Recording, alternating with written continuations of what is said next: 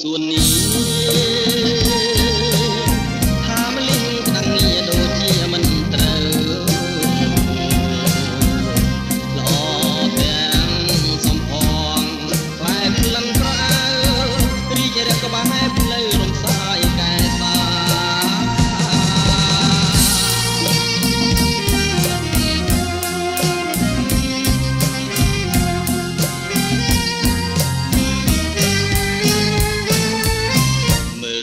ចង់កេះរៀងរាវសែនស្ដួច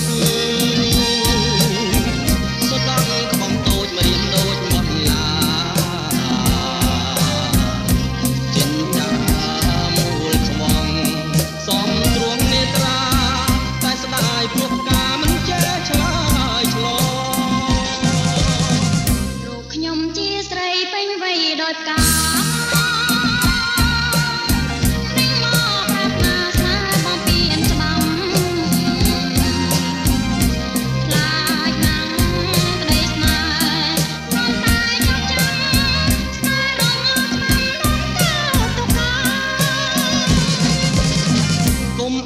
ឆាប់ខឹងពេកប្រលឹងមក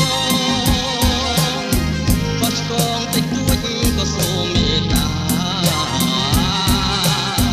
ណែប្រងកំហូចកុំចេញតែថាបងមិនឧស្សាហ៍បោកជីវ៉ាទេ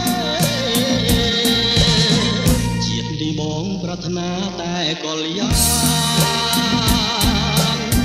ទោះបីផ្លៃប្រាំង